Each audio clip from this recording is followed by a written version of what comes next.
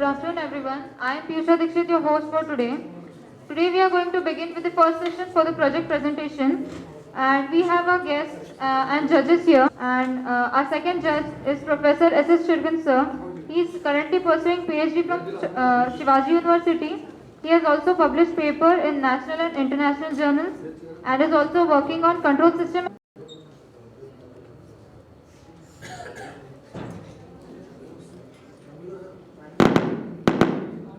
Good afternoon, everyone. So the first presentation is by Kiran Ramesh Sapkal for the topic asymmetric fractal boundary suspended microstrip antenna for wireless applications. I welcome Kiran Sapkal for the presentation.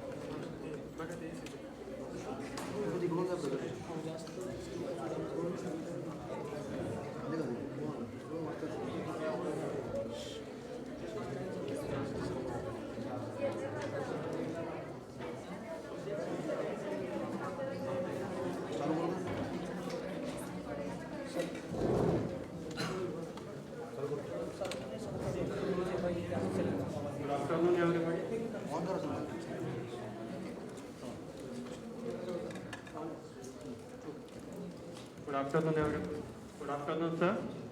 So, I am from Ferry College of Engineering, Pandharpur, and my topic for this conference is design and analysis of compact, high gain, and wideband circularly polarized asymmetrical fractal bonded suspended microstrip antenna for wireless applications. I am working on this paper under the guidance of Mr. Madhpati, sir.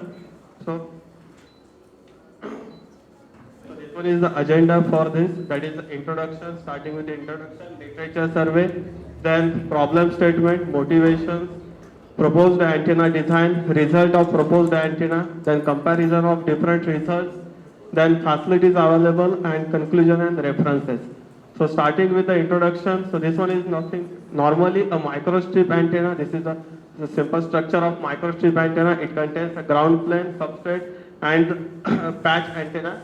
So it is a top view and the side view. In this paper, I am representing the microstrip antenna with a probe feed. That is this one is the side view with the probe feed antenna. So whatever may be the advantages of this microstrip antenna that I have used, and whatever may be the disadvantages of this that I can overcome by using the proposed antenna. So advantages are low profile, then mass production with different patches shapes can be possible, then thickness and space that can be available, then simple fabrication, then complete production is very easy and cheap if you compare it with other antennas. Then disadvantages, biggest disadvantage is low gain, as well as its bandwidth is very small, as well as efficiency. So I am working on this, that is the gain, bandwidth and efficiency, and I am doing on circular polarization. So to overcome this problem, first I have introduced the suspended technique in the microstrip antenna. So suspended technique, this is used for introduction, increasing the gain and bandwidth of the antenna. So in this case, there is a gap provided in between the ground plane and the substrate. Because of this, we can increase the bandwidth of the antenna. So this is the technique that I am implementing along with the microstrip antenna. Then this one is the literature survey. In the literature survey, the basic book regarding the antenna, that is Balani's, I have referred for the formulas and all. Then the paper, that is design and study of wideband single feed circularly polarized microstrip antenna, that I am referring for the thickness of substrate and all the parameters, single feed, dual feed, what is the effect of that I am studying from this. Then next one is the optimization of stack microstrip antenna for wire circular polarization. How to optimize the size. This paper, proposed paper represents the technique for gain and actual ratio improvement. Then couple feed circular polarized bow tie microstrip antenna. This paper, that is objective for, that is to match the impedance as well as axial ratio, how to improve the preparing this design study of ultra wideband microstrip antenna with a small capacitive feed. Here a small capacitive feed is provided to improve the performance, that is for ultra wideband frequency range. Then the air gap, what is the effect of air gap on the microstrip antenna, that effect is studied in this paper. Then last one is the wideband microstrip antenna with symmetric radiation patterns. So different radiation patterns as well as effect of ground plane, then symmetric radiation, asymmetric radiation.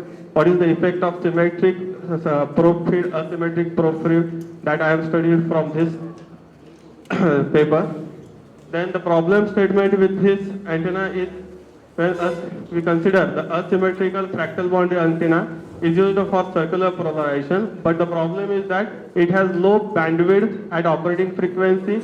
Hence, for wireless applications such as wireless LAN or Wi-Fi, more bandwidth is required. So this is one of the disadvantages.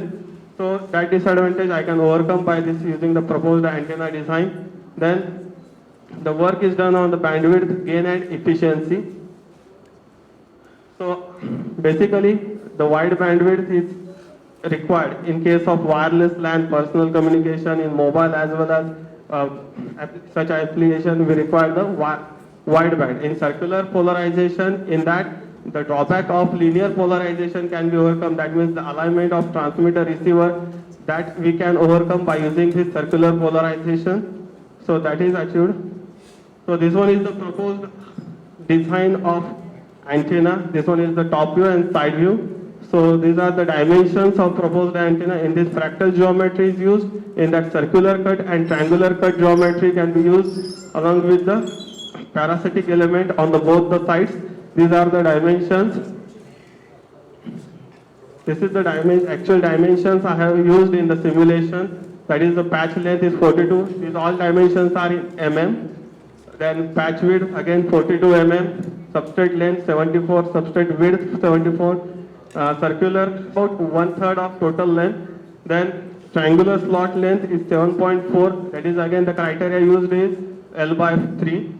Then air gap is used, that is the 6 mm air gap is used in between different air gaps, and whatever may be the perfect one that I have chosen, that is the 6 mm. Then parasitic slot length 42. Then width of the parasitic element that I have added at the side with the patch is 4 mm, and the probe feed, that is single probe feed is used in this, and its probe feed is dimensions are nearly about L/4, that is the ratio. So 42 is the length, so L/4 nearly about 10 mm on axis. I have given the probe feed, single probe feed. This one is the suspended technique is used along with the parasitic elements are added. So it will give the result which is better than the expected one. So this is nothing but the effect of air gap on the antenna. So if you change the air gap, that is, if you change the air gap between the ground and the substrate, whatever may be the effect that I have calculated. So in this case, so effect I am getting the better result at 6 mm. I have tried for 2 mm, 4 mm, 6 mm, 8 mm. The better result I am getting at 6 mm. Then these are the simulation results. This one is the return loss of the proposed antenna. If we consider the return loss at 10 dB, the bandwidth is nearly about 300 megahertz, which is a very wide bandwidth in case of microstrip antenna that I have achieved by using this.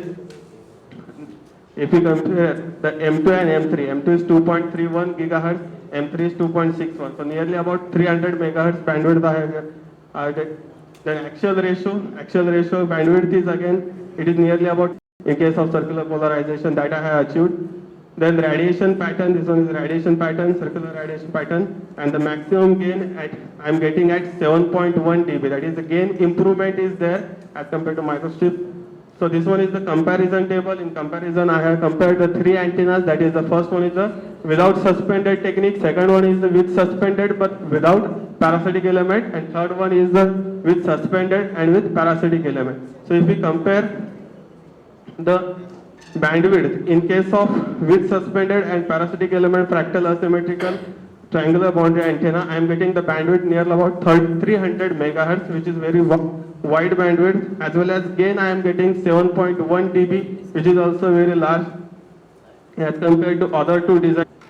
So these are the results that I get from this simulation. That is it resonates at 2.3 gigahertz to 2.6. So bandwidth is nearly about 300 megahertz. Axial ratio bandwidth again improved. It is nearly about 240 megahertz. VSWR it is 1.19, which is well below 2. Ideally its value is 1, but it's well below 2 value. So impedance matching we can achieve.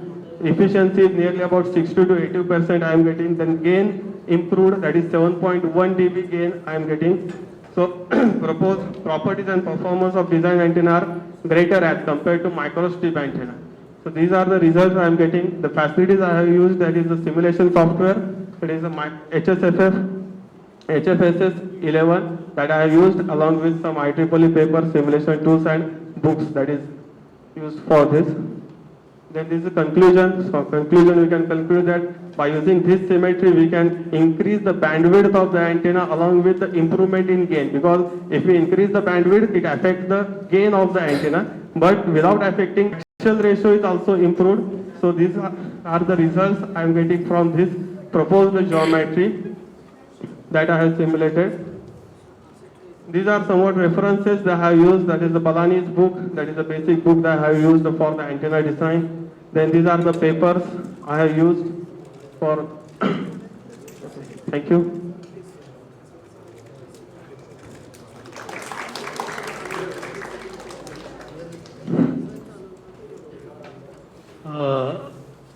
How circular polarization is achieved?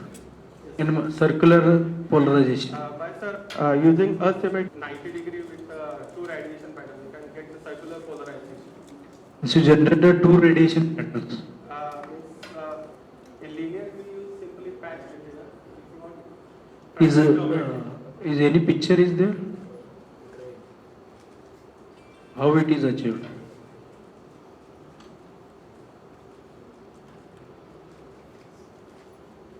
So by using this circular cut and triangular cut, we can orthogonally radiate two frequency Slots. Yes, sir. And single fit technique is used. Actually, if we use the double fit technique, it is also more advantageous. But in that case, we require the ground plane we require is large. So in that case, the size of antenna gets increased. So that can be overcome by using the single probe or single feed antenna. Which dielectric material you have used? FR4. FR4. Yes, sir. Means how bandwidth is enhanced? Yes, sir. Technique. Yes, sir. Explain that part. Suspended. We can introduce the air gap as a dielectric material between the ground plane and the substrate. This air gap acts as an inductive or a capacitor? It acts as a capacitive. It acts as a capacitor. Yes, sir. Is it right?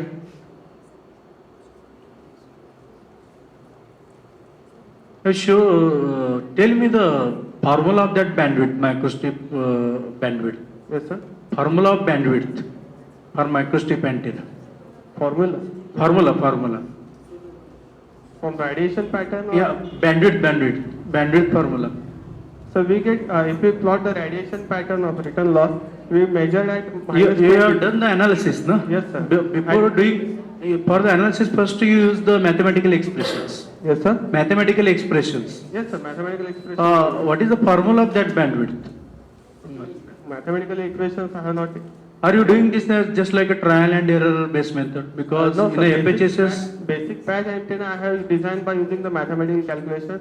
Then the length of slots, that is L by 3, then parasitic elements, all this I have designed by using the mathematical calculation. But the results, whatever I am getting, that is by using trial and error. is it a new method, bandwidth enhancement, is it a new method or Not it a new has method. already used this method? This method is used, but whatever the bandwidth I am getting, that is more as compared to other. Then what you did in your project? Yes, sir. What you did in your project now? New technique.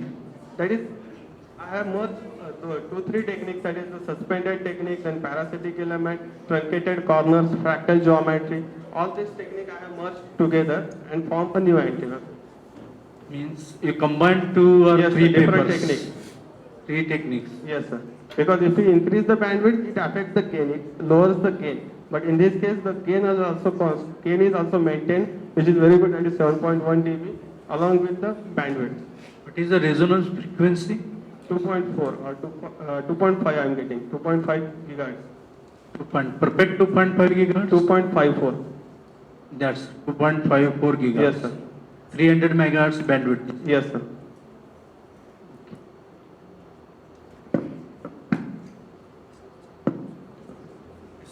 Okay, thank you. Then thank you. Okay, thank you. We are presenting here a topic where we may search based on hypergraph re-ranking. We daily search so many things on Google or any other sites, but how we search is based on the algorithms present in their search engines. So we are presenting an algorithm for image search. So let's go with the contents.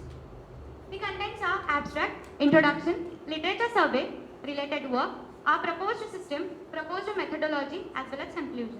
So let's proceed. Hello, abstract.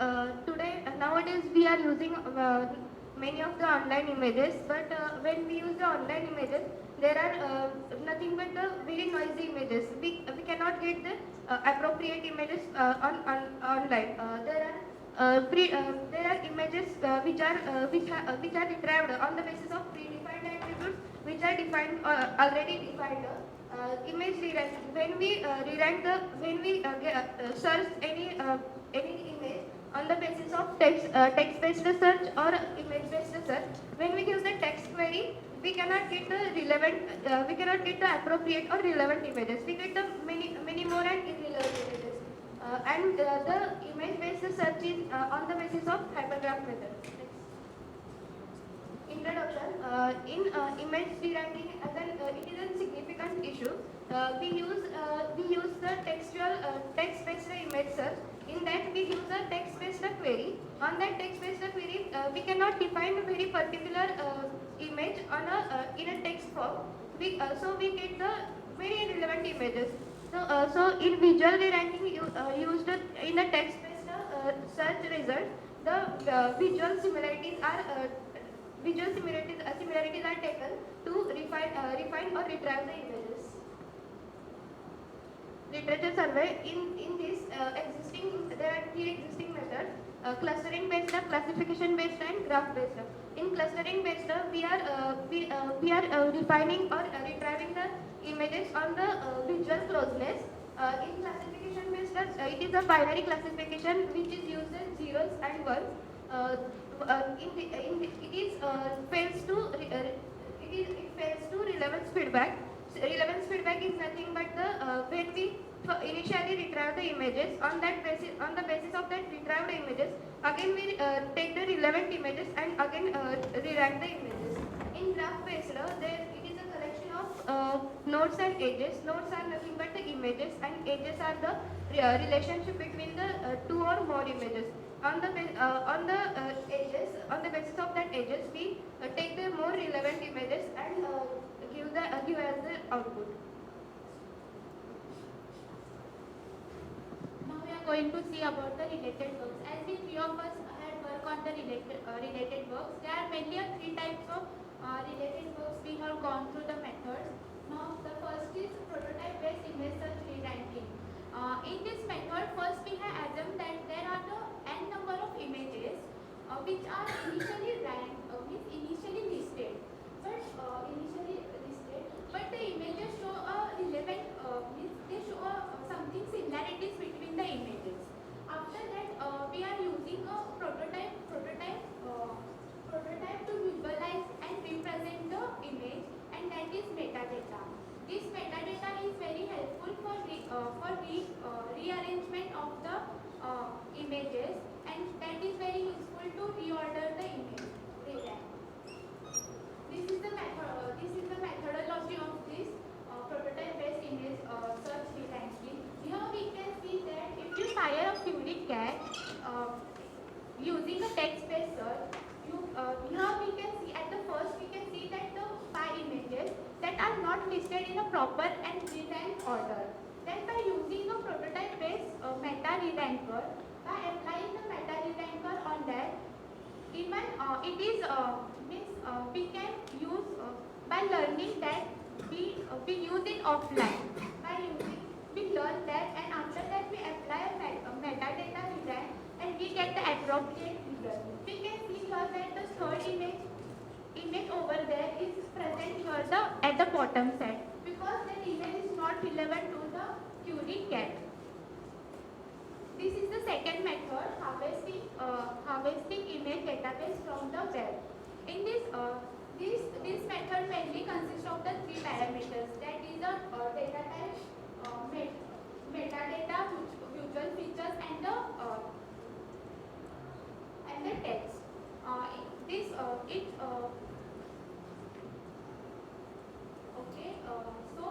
It consists of only two steps. In first step, it works on the algorithm by using the bias posture estimator trained on the textual surface, the image, and the metadata.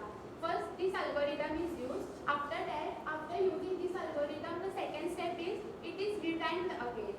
After reranked by using the SPM and the visual features. The third method is image search re-ranking with the query-dependent click-based relevance feedback. In this method, it consists of the two types. Firstly, it depends on the data, how much time we click on that, and second, the kernel level algorithms. By using both these, we will get the re-ranked images.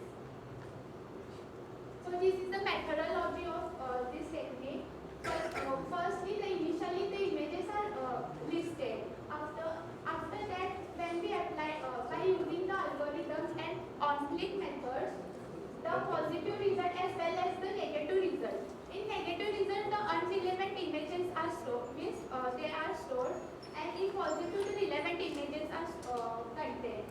These both images, both images are given to the simple MKKL. In that, both are compared and the relevant images are listed, and we get to rerank the list method.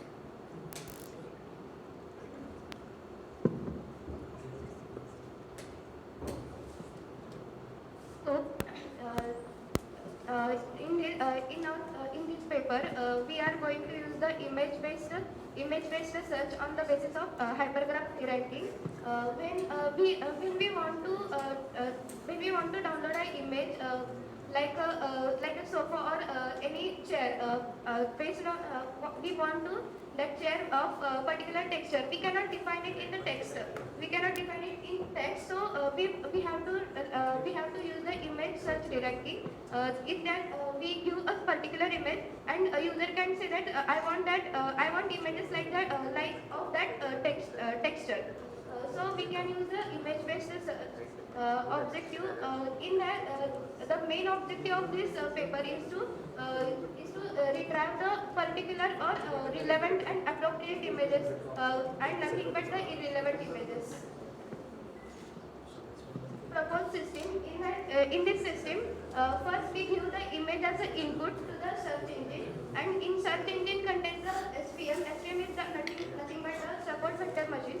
Support vector machine extract the features on the basis of color, texture, and edges, and that features are given to the hypergraph algorithm. Hypergraph algorithm using the two inputs as the extracted features by the SPM and the image database. And on the basis of that features, hypergraph algorithm will rank the images or features, and that output is that output.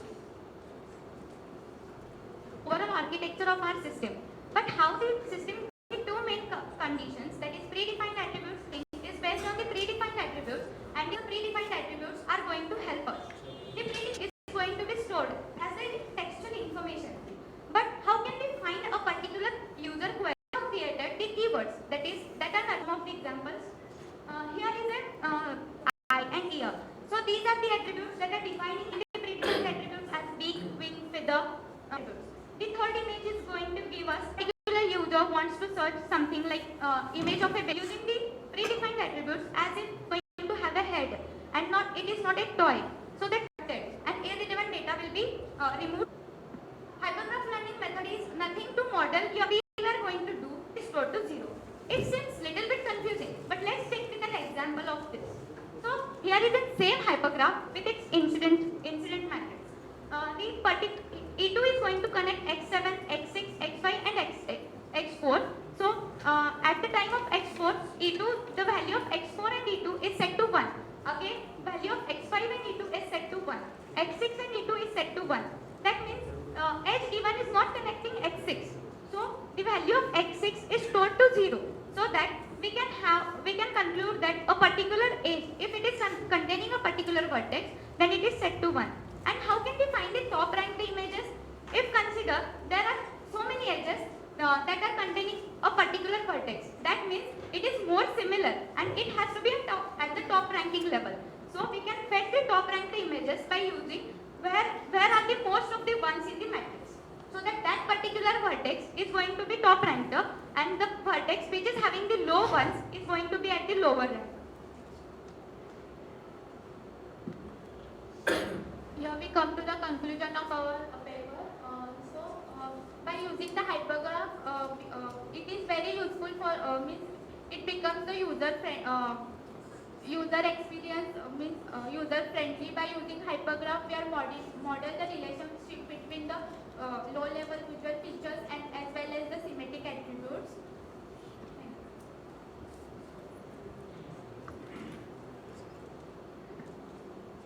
Okay, in your paper, you have mentioned that if the user gives the search cat, okay, the images of the cat will appear. If I take the example of Google, okay, all the images of the cat will appear, and then user will click on a particular image he may be interested in. So that how the clicking of the user, or the user is selecting that, okay, this is the relevant image I want for the cat. So that will be re-ranked. That image will be re-ranked, right? Actually, sir, that images was of prototype based image search. So your work is We are not not related. going to implement that. We are implementing by using hypergraph only. So how? Means we can connect more images. But to generate the hypergraph, you need to start somewhere, right? So by using matrix, as we have presented. No, what I am saying is whether the clicking experience of the user is we giving have- input to your hyper. It was in the prototype based, it was in the related work. Okay. In prototype based system we are using that, but here what we are doing, the initial search is using the keywords, that is predefined attributes in our system. And then by using the low level visual features as well as the predefined attributes, we are going to re-rank. That is the color, texture, and texture will be helpful for the images that are having the architectures of building or something else. The edges will be helpful for the human images. So that relevant images will have the similar ranking score. So you are taking into consideration the visual properties of the image. Yes, So visual the first, results were from the predefined attributes. That is, user may give query as a baby, then the attributes will be matched with the text query. If that attributes contain something that is related to the query, then it will be fetched. After that, we will perform both. Then both the results will be integrated and shown by the hypergraph. What is the role of SVM? It will calculate the features, means it will extract the visual features. It acts as a classifier. So it acts as a classifier for the some of the tools. So that we have created here SVM for calculating the Only for feature extracting. yes, for only feature extraction. Is any advantages of SVM more than others? The different extracting methods are there. Feature extraction. Oh. In detail. This is the outline, introduction, type of the antenna, fundamental parameters, and the fractal. What is meant by fractals? Fractal antenna introduction, fractal antenna geometrical, and other conclusion and references. Introduction to the antenna. The antenna is the interface between the transmission line and the space. The antenna is a passive device. It is a passive device means if we apply a same power to the antenna, then at the output always the power is less than that applied input. At the basic some types of the antenna I am not going to discuss, but some type antennas are here: dipole antenna, loop antenna, slot antenna, patch antenna, helical, horn, and replicator. As depending upon the shape, these antennas are designed that considering that point, depending upon the shape, antenna is named as that antenna. The fundamental parameters of the antenna, that is the gain, the gain is the ratio of the intensity given to the direction, that is the output power or input power. The directivity in which direction antenna propagates or radiates its power, that is the major probe and minor probe. Polarization, as sir also asked, the polarization means the wave transmitted by the antenna in the direction. As some type of the polarization are exist, that is the linear and circular. In linear, we know that a vertical and horizontal polarization, and as a circular, we are considering to the clock, it's right hand or left hand, that is clockwise and anti-clockwise.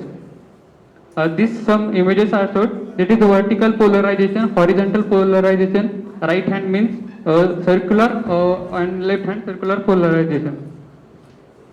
This is the some waves. That is we can understand the total polarization. That is the line polarization, circular in the right hand side, left hand side rotating, and third one is right hand side rotating. This is the animated image of the waves that is transmitted. A fractal, back to the main point, the fractal antenna is the Mandelbrot designed the geometry of the fractal antenna in 1982. That is the fractal means fractal is meaning of broken, fracted or irregular.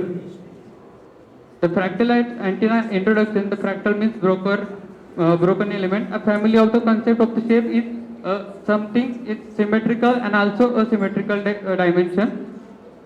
A fractal is related to the nature. That it means we consider the leaf. This is the main part of the leaf. As we folded it, it is a symmetrical. Means a fractal antenna is also related to the nature.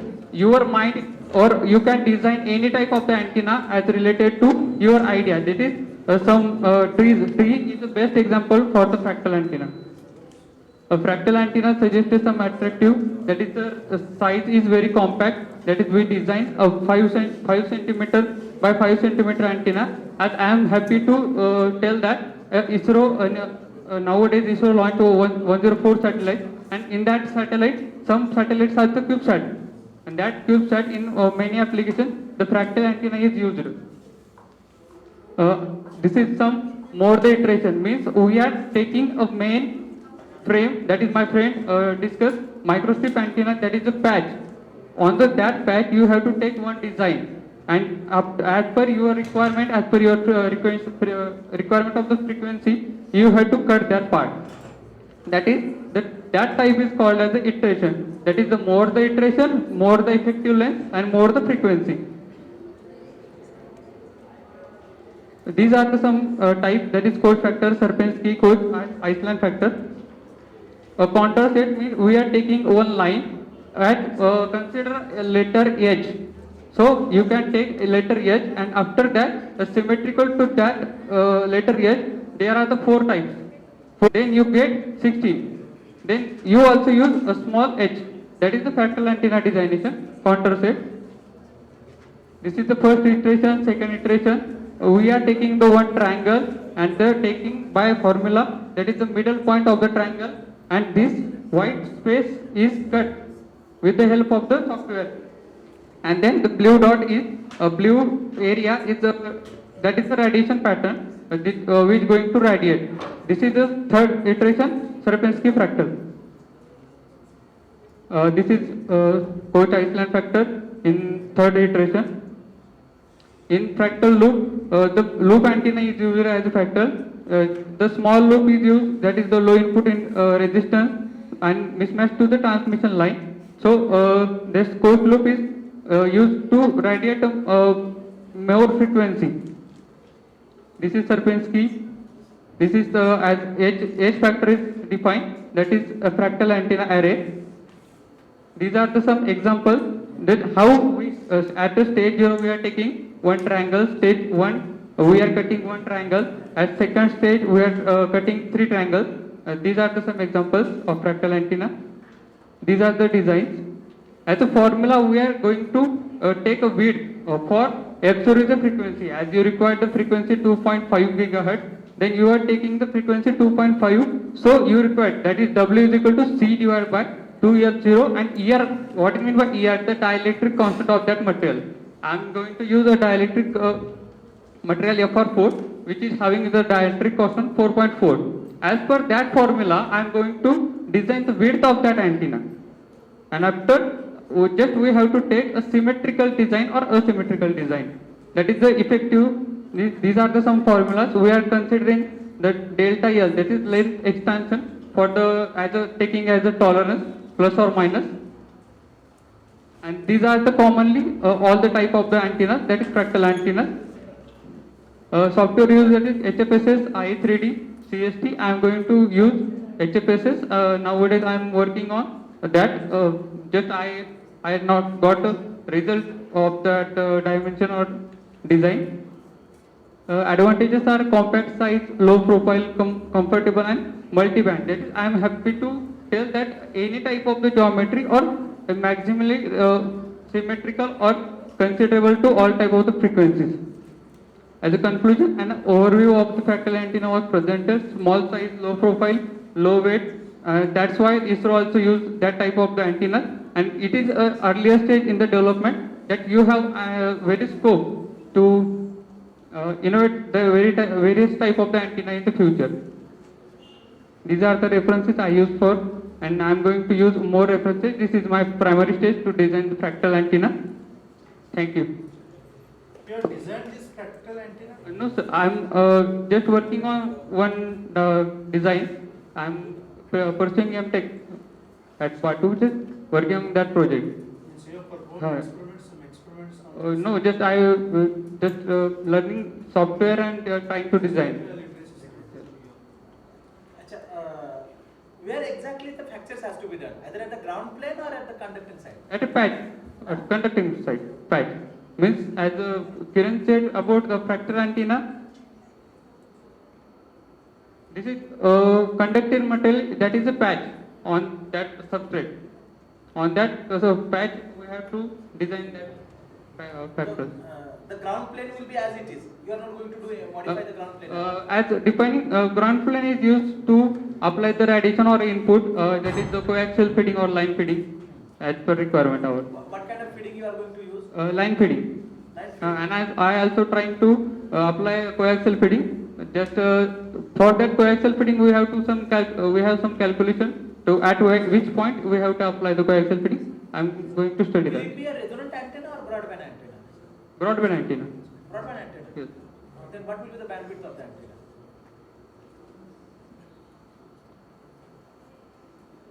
No idea. No, as per my knowledge, you said it is a resonant antenna. Actually, you said 2.5 gigahertz something. Just as per the design, as per the requirement, F0 frequency. No. Actually, Just by that formula.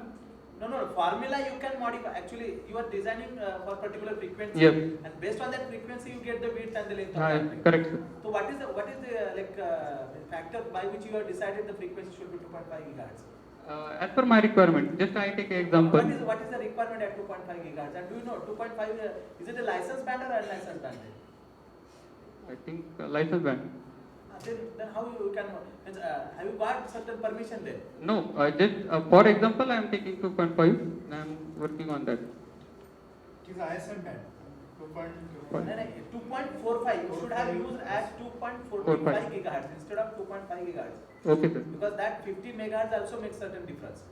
Exactly at 2.45 gigahertz, you can work, and then you are designing that's for resonant antenna. It's not for the wideband antenna. Okay, sir. Thank you. And what kind of polarization you are going to consider in the final design? What will be the polarization? Circular means just I am taking primary stage. So this is it. Okay. Thank you. Methods of detection and classification of glaucoma disease. These are the contents. First, we will see the introduction. Glaucoma is an ocular disease which is caused due to increased eye pressure inside the optical nerve. It damages the optical nerve, causing the loss of vision. It is found that in 2013 worldwide, 64.3 million people suffer from the glaucoma. This figure is expected to reach 76 million by 2020 and 111.8 million by 2040. And diagnosis of glaucoma mainly depend upon intraocular pressure. Intraocular pressure means the fluid which is present inside our eye. There are two types of glaucoma, open angle glaucoma and close angle glaucoma. First we will see the open angle glaucoma. Open angle glaucoma falls due to the slowly clogging of drainage canal. It results in increased eye pressure and it develops very slowly and it is a lifetime condition. It does not curable. This is the figure of open angle glaucoma.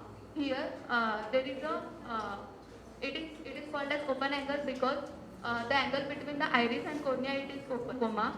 Here it is caused by the blocking of drainage canal and it develops very quickly and it has a close or narrow angle between the iris and cornea. Now we will see the existing method for this. And first, for the title of the paper is Automated Glaucoma Detection Using Hybrid Feature Extraction in Retinal Fundus Image, Higher Order Spectra Features, Trace Transform and Discrete Wavelet Transform Features. And here we are using the SVM classifier to classify the normal and glaucoma image. Result obtained from this paper, it is shown below. Advantages of this system, it is cost effective because it integrates with the digital medical and administration procedure and it incorporates simplicity of the system, it takes the more execution time. Title of this paper is Image Processing Technique for the Glaucoma Detection using the cup to disc, and image processing is the first step to localize the optical disc and optical cup. Optical disc, it is extracted using the edge detection method and optical cup segmentation is done by color component analysis and result obtained from this it is shown below. And disadvantage of this method it is need to improve the performance of optical cup segmentation. Third one, title of the paper it is Neuroretinal Rim Quantification in Fundus Image to detect the glaucoma. Here first of all we will analysis method.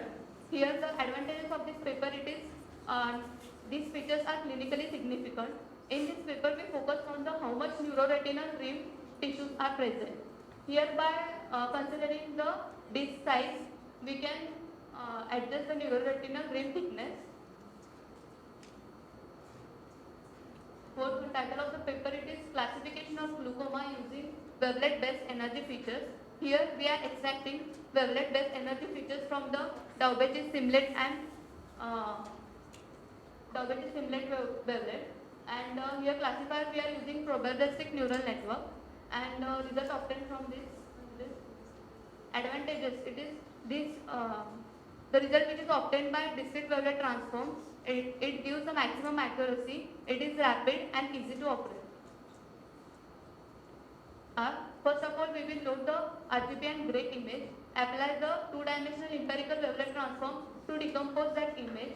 Then we will extract the structural like features from that, and that features are ranking based on the T-selection features algorithm. And then it is fed to the LSTM classifier. Then it will classify whether it is normal or glaucoma image.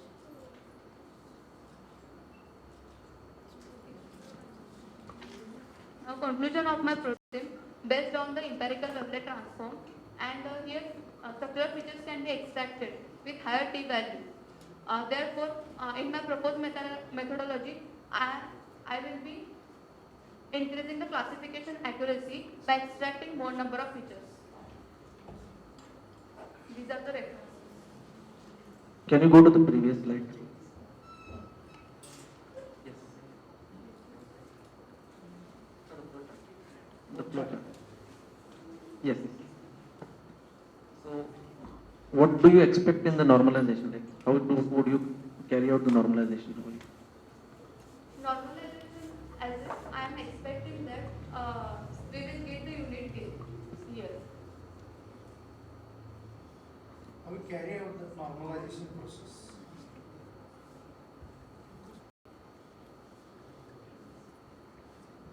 Then you have selected this method. Then what is difference between previous method and this method? On which basis you have selected this two? Because in previous method classification accuracy is minimum.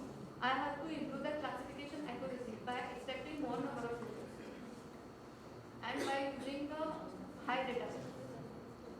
previous method gives the accuracy, there is a 95% accuracy. Yes. Are you getting more? Then which technique you are going to use for improving the accuracy? Which I am expecting features from them.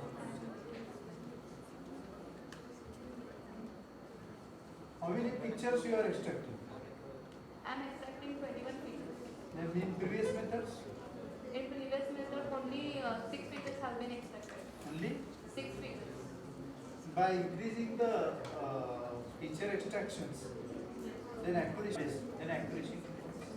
By using the highly available data. By using the high data set. Why? What are you doing now? Actually, you increase the database or are you increasing the features? And both. Both. Giving our project presentation named as Crawling and Ranking using Hidden Web Page, guided by Jamaica sir.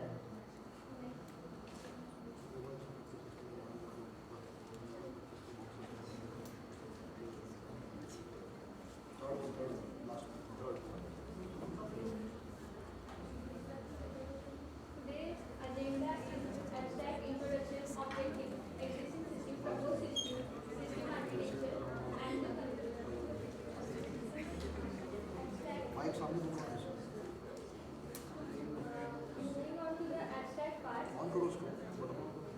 It's not audible. You use a mic properly. Switch on. Hello. Moving on to the abstract part.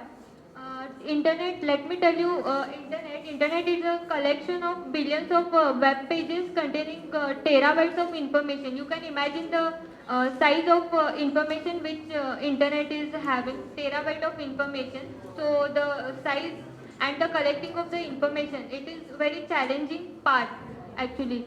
So what crawler engine does is it works efficiently and easily without much interference, and crawling policy means it will crawl on the URL and shows you the publicly available path.